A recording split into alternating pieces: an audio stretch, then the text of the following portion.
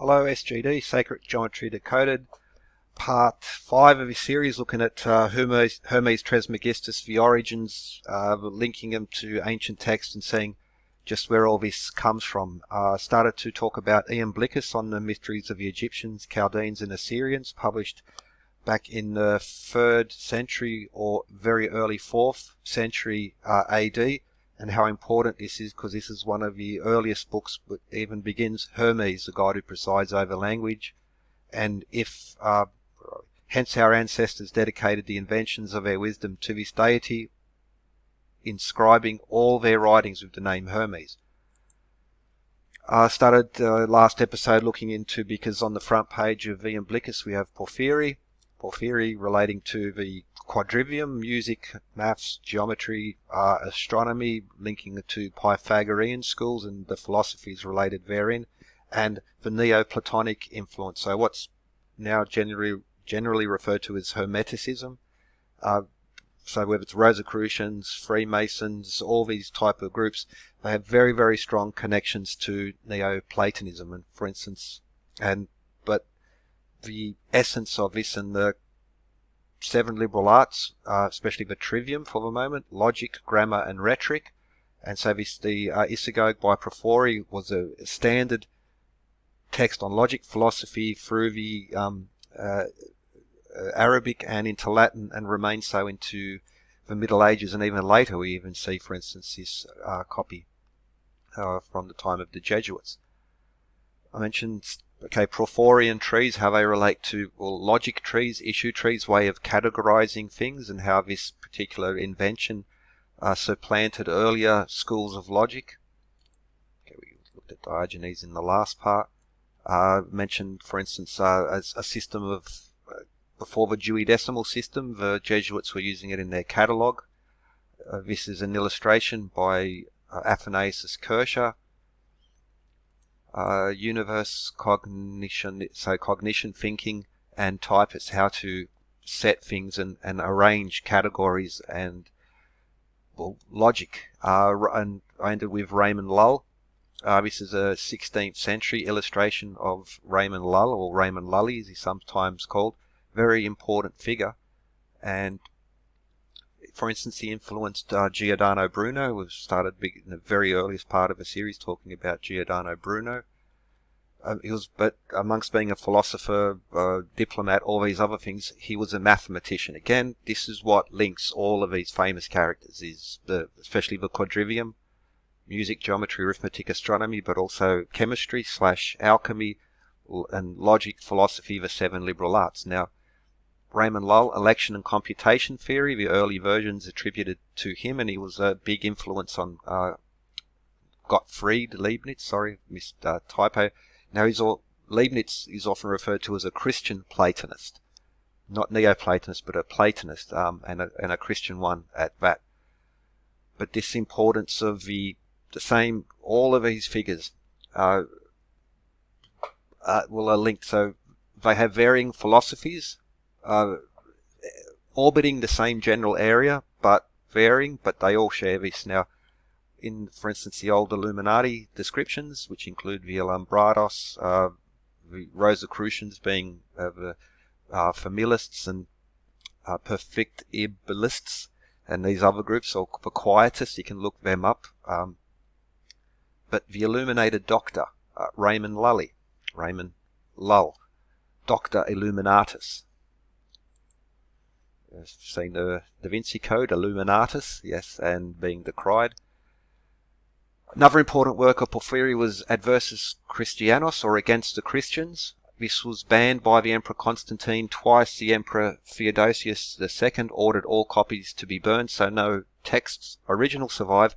However, many Christian writers challenged his arguments at the time, and so we have some idea of what he was placing in there. But there were Christian Neoplatonists and there were anti-Christian Neoplatonists. During the School of Wisdom, the early caliphates, when we had that library at the Baghdad and the academies there, we saw many different philosophies. However, what unites them all is, again, the music, math, geometry, astronomy, and chemistry. Just as a side note worth mentioning, so the Roman Empire was 285 was split up into the Western and the Eastern Empire. The city of Byzantium later was changed to Constantinople after Constantine the Great, who converted the Roman Empire to Christianity. He was not centered in Rome, he was centered in the Eastern or Byzantium, as become called Constantinople. The Western Roman Empire collapsed by 476.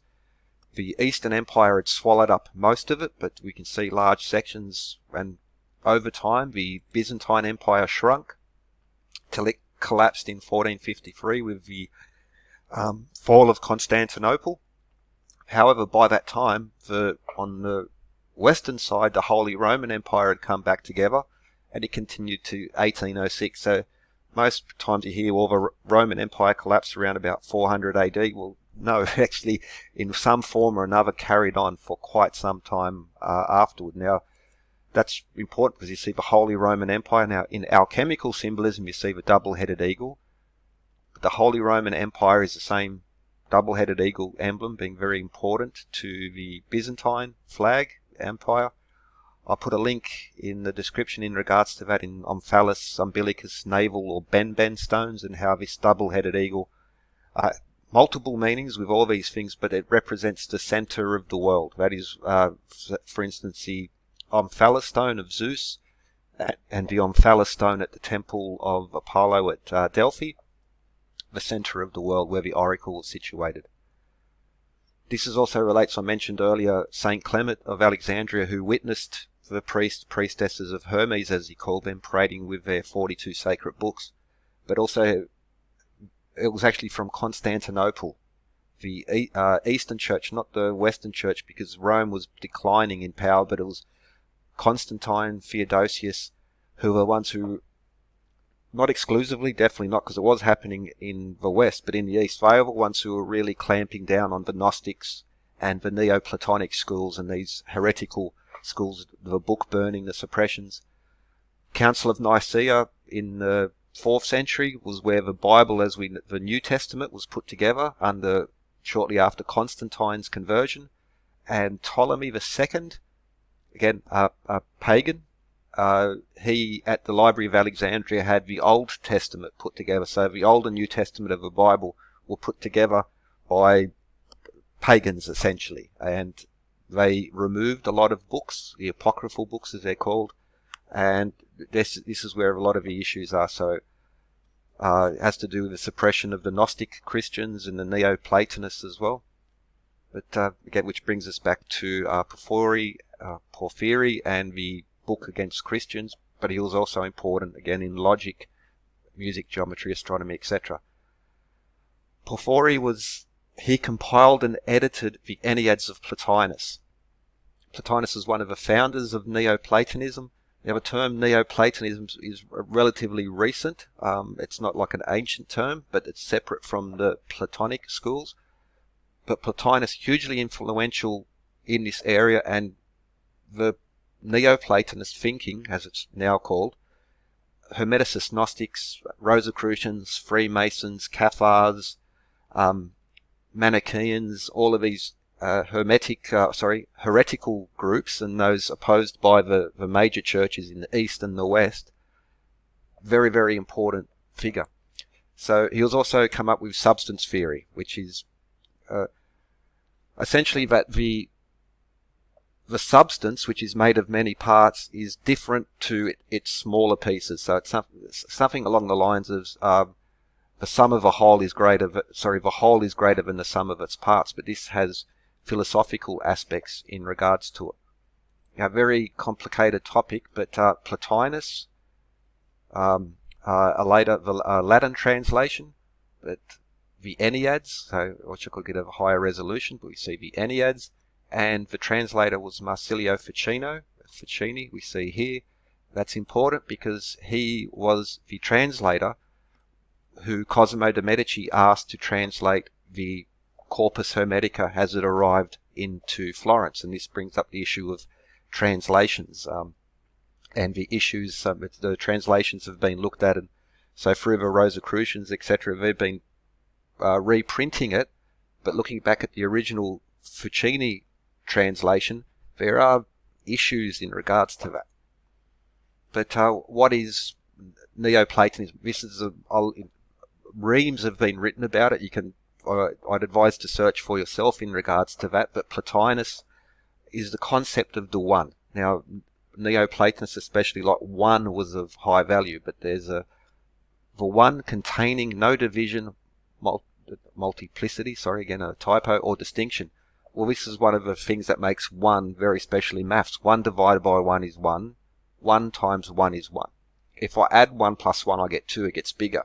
But I can't multiply it, I can't divide it. This is the idea of the rules of math and geometry being such an important influence to these older schools of philosophy.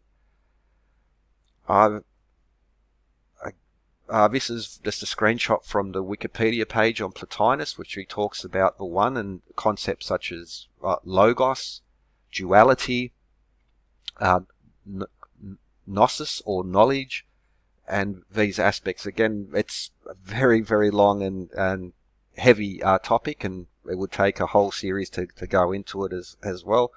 But if you look into either the Enneads or just Plotinus and various schools, there are, again, many, many pages on that. But gnosis, knowledge, logos, reason, divine intellect, duality, basically the concept that unlike the church, which basically said you're a sinner, and only through the church, only through sacraments, only through our authority can you enter heaven or achieve or come closer to God. As where the Neoplatonists had even pre-church, but where it's Gnostics, Hermeticists, Cathars, Alumbrades, the early Illuminatists, all these heretical organizations, group thinking, had these similar concepts to in varying, sorry again a typo, degrees or forms, another typo. But so all the heretical groups were basically said, we don't need the church for the sacraments, we don't need the Pope, we don't need the churches to get to a higher position. And this is very Neoplatonic, and this is also very similar to Zen, Buddhism, this type of thing as well. And so again, I would advise to, if you want to get more into that, it's really, I can't cover it in any sort of short form video, and there's many arguments this way or that way, but this is the essence of it, the one. Which brings us back to Iamblichus on the mysteries, and hence our ancestors dedicated the inventions of their wisdom to this deity, inscribing all their own writings with the name of Hermes. Okay, so now in this next part we'll be looking at exactly who is Hermes, and to be showing, well, there is no Hermes. We are all Hermes. There are many Hermes, and I'll do that in the next part, and we'll be looking at other texts. Essentially, Hermes is a pen name or a nom de plume used by many writers, and we'll see that in the next part. I don't have enough time to finish it in these 15 minutes. SGD, Sacred Geometry Decoded. Thanks for watching. I'll have some more links in the description and the earlier series of this video in the description. I hope you enjoyed and have a good one.